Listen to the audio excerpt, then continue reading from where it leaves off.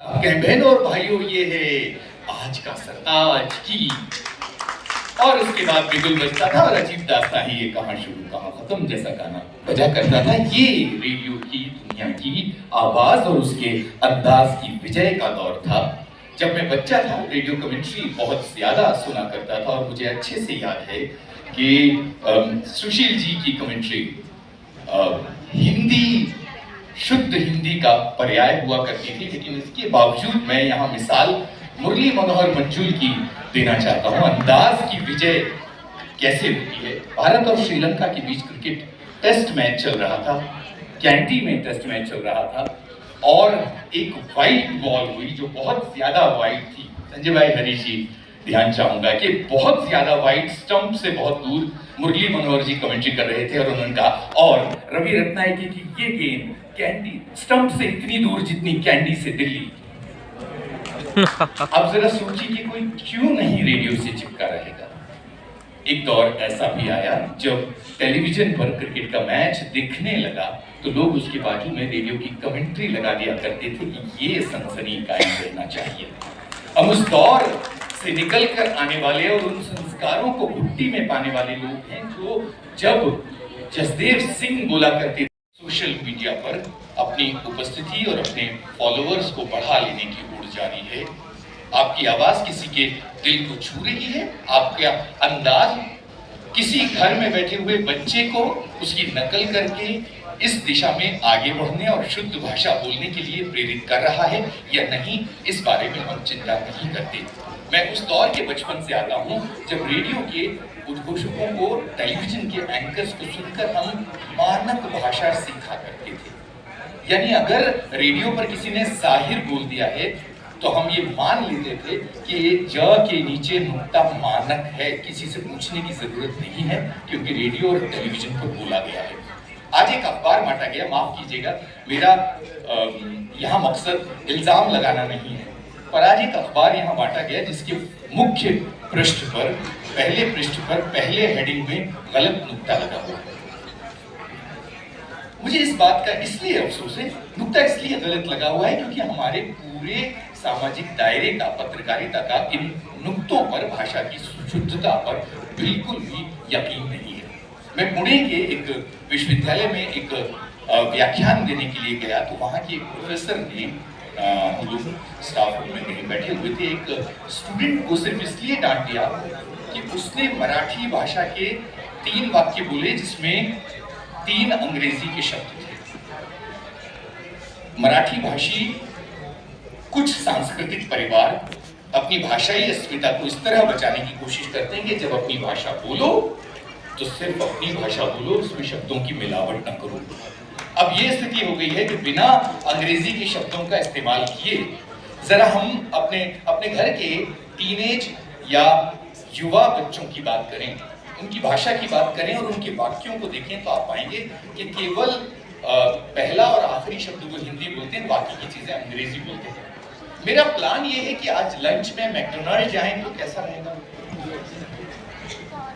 इस तरह के बहुत सारे शब्द आएंगे और मजेदार ये है कि एक आध हिंदी का शब्द आ जाता है। ऐसे दौर में हम आवाज और अंदाज की बात करें, ऐसे दौर से निकलकर जो बच्चे पत्रकारिता की दुनिया में, टेलीविजन और रेडियो की दुनिया में आना चाहते हैं, जाहिर है कि वहां किसी भी तरह की खबर, किसी भी तरह के कार्यक्रम में जज्बात की गहराई की समस्या होने ही वाली है।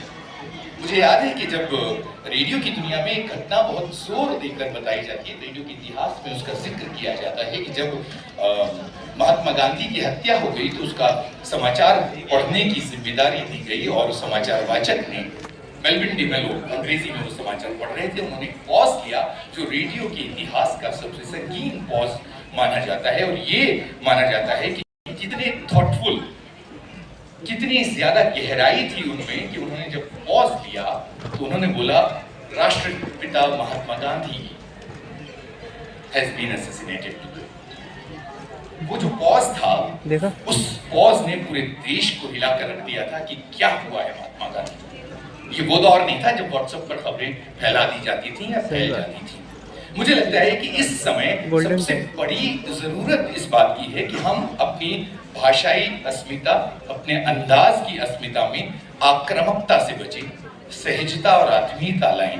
हम उस अंदाज में अपनी प्रस्तुतियां दें जो दिल की गहराइयों तक उतरे। ऐसा न लगे कि कोई हमारे ऊपर बहुत जोर जबरदस्ती कर रहा है। कपिल जी ने अपने मोबाइल से एक कट सुनाया था और ये कहा था कि ये आज के समय की शायद जरूरत भी है, पर मुझे ये लगता है कि शायद पुनर्विचार करने की जरूरत है। समाचार पढ़ने वालों को, जो चाहे रेडियो और टेलीविजन पर हो, बहुत सहजता से भी बहुत सनसनी वाली बातें कही जा सकती हैं। जब एफएम चैनल शुरू हुए तो वेस्ट में, पश्चिमी देशों में एफएम चैनल्स का एक खास तरीका वहाँ बोलने का इसलिए बनाया गया क्योंकि रेडियो अब आपके ड्राइंग रूम में नहीं रह गया था, वो आपकी गाड़ियों में, गुमटियों में और सड़कों पर पहुंच गया था। जाहिर है कि चारों तरफ बहुत शोर था और रेडियो पर बोलने वाले की आवाज दूर तक सुनाई नहीं देने वाली थी। स्पोकन वर्ड दूर तक सुनाई दें, इसके लिए एक आक्रामक शैली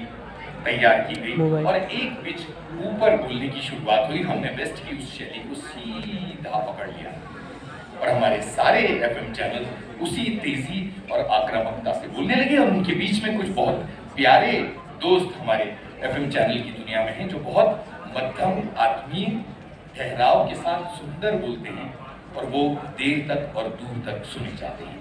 तो यहाँ मैं अपनी आखिरी बात सिर्फ ये कहना चाहता हूँ कि इस वक्त सबसे बड़ी जरूरत ये है कि आवाज और अंदाज को संवारने के लिए सबसे पहले हम अपनी भाषा का हाथ तो पकड़ें।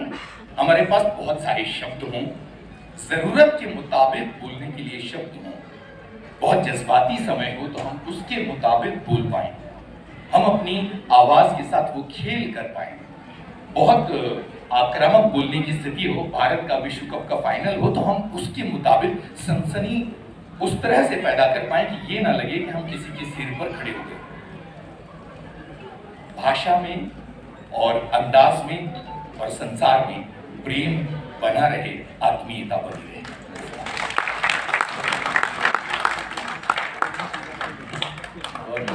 मजा आ गया।